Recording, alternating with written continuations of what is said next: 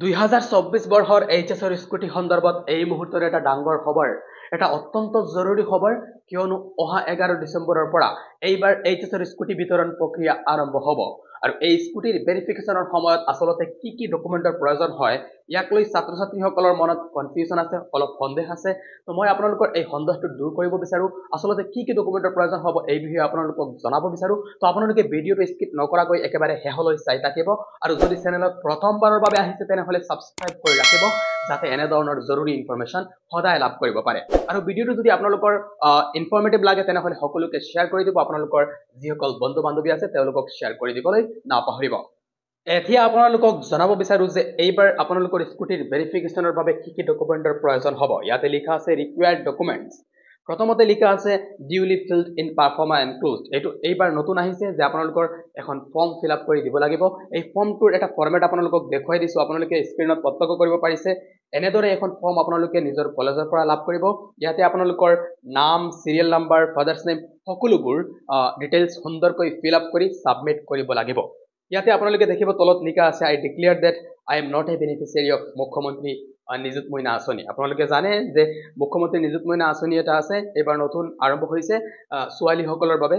তো যদি কোনোবাই মুখ্যমন্ত্ৰী নিযুত মইনা আঁচনিটো ল'ব বিচাৰে তেনেহ'লে তেওঁ এই স্কুটিৰ বাবে যোগ্য নহ'ব। ইয়াৰ বাবে আপোনালোকে ইয়াত ডিক্লেৰেশ্যন দিব লাগিব যে মই এই নিযুত মইনা আঁচনিটো লোৱা নাই। ঠিক আছে, তো এই ফৰ্মটো আপোনালোকে ফিল আপ কৰিব লাগিব, আপোনালোকৰ কলেজৰ পৰা এইখন লাভ কৰিব। ইয়াৰ তলতে লিখা আছে কি ডকুমেণ্ট আপোনালোকে লগত দিব লাগিব। Xerox copy of HS admit, registration card and marksheet. আপোনালোকৰ এইচএছৰ এডমিট কাৰ্ড, ৰেজিষ্ট্ৰেশ্যন কাৰ্ড আৰু মাৰ্কশ্বিটৰ জেৰক্স ছাবমিট কৰিব লাগিব। তাৰ তলতে লিখা আছে Xerox copy of smart registration form. আপোনালোকে স্মাৰ্টত যে ৰেজিষ্ট্ৰেশ্যন কৰিছিলে এই ফৰ্মটোৰ আপোনালোকে জেৰক্স কপি দিব লাগিব।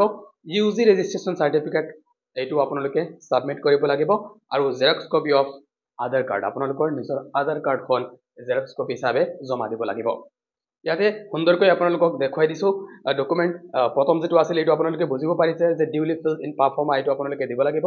2 নম্বৰত লিখা আছিল Xerox copy of HS admit card, registration card and marksheet. আপোনালোকৰ এইচএছৰ যিবোৰ ডকুমেণ্ট আছে এডমিট, ৰেজিষ্ট্ৰেশ্যন আৰু মাৰ্কশ্বিট এইবোৰৰ জেৰক্স কপি আপোনালোকে দিব লাগিব। স্মাৰ্ট ৰেজিষ্ট্ৰেশ্যন ফৰ্মটো আপোনালোকে দিব লাগিব। ইউজি ৰেজিষ্ট্ৰেশ্যন চাৰ্টিফিকেটটো আপোনালোকৰ দিব লাগিব। Xerox copy of Aadhaar card আপোনালোকে দিব লাগিব। কিন্তু ইয়াতে এটা প্ৰশ্নবোধক চিন আছে যে বহুতৰ যদি কোনোবা আছে যদি তেওঁৰ যদি আধাৰ কাৰ্ডটো নাথাকে তেনেহ'লে ইয়াৰ বিকল্প হিচাপে তেওঁ ব্যৱহাৰ কৰিব পাৰিব। ইয়াতে লিখা আছে in case of non availability of Aadhaar submit birth certificate oblique HLC admit. আপোনালোকৰ যদি আধাৰ নাথাকে তেনেহ'লে আপোনালোকে বাৰ্থ চাৰ্টিফিকেটখন দিব পাৰিব, বা আপোনালোকৰ মেট্ৰিকৰ যিখন এডমিট এইখন আপোনালোকে দিব পাৰিব। তো আপোনালোকে ইয়াতে সুন্দৰকৈ বুজিব পাৰিছে আপোনালোকৰ আচলতে মেইনলি কি ডকুমেণ্টৰ প্ৰয়োজন হ'ব। ইয়াৰ উপৰিও আপোনালোকৰ হয়তো প্ৰয়োজন হ'ব পাৰে ইয়াতে আপোনালোকৰ কলেজ আইডি প্ৰুফৰ প্ৰয়োজন হ'ব পাৰে। আপোনালোকৰ পাছপৰ্ট চাইজ 2খন ফটো আপোনালোকে লগতে ৰাখিব। এই 2টা ফটো হয়তো আপোনালোকৰ প্ৰয়োজন হ'ব পাৰে। ইয়াৰ উপৰিও আপোনালোকৰ আৰু প্ৰয়োজন হ'ব পাৰে ইয়াতে দেখিবলৈ পাব আপোনালোকে পেৰেণ্ট ভোটাৰ আইডি বা আধাৰ। আপোনালোকৰ গাৰ্জেণ্টৰ ভোটাৰ আইডি বা যিটো আধাৰ এইটোৰ প্ৰয়োজন হ'ব পাৰে। তো এই 3টা ডকুমেণ্ট আপোনালোকে এক্সট্ৰাকৈ লৈ ল'ব লগতে। ইয়াৰ উপৰি আপোনালোকৰ এক্সট্ৰা কোনো ডকুমেণ্টৰ প্ৰয়োজন নহ'ব। তো এই ডকুমেণ্টবোৰ আপোনালোকৰ স্কুটিৰ ভেৰিফিকেশ্যনৰ সময়ত প্ৰয়োজন হ'ব। তো আপোনালোকে এই বিষয়ে হয়তো এতিয়া বুজিব পাৰিছে যে আপোনালোকৰ আচলতে কি ডকুমেণ্টৰ প্ৰয়োজন হ'ব স্কুটিৰ ভেৰিফিকেশ্যনৰ বাবে। তো আপোনালোকে যদি এই ভিডিঅ'টোৰ পৰা অলপ হ'লেও উপকৃত হয় তেনেহ'লে সকলো বন্ধু বান্ধৱলৈ এই ভিডিঅ'টো শ্বেয়াৰ কৰি দিব আৰু চেনেলটো ছাবস্ক্ৰাইব কৰি ৰাখিব। থেংক ইউ, থেংকছ ফৰ ৱাচিং।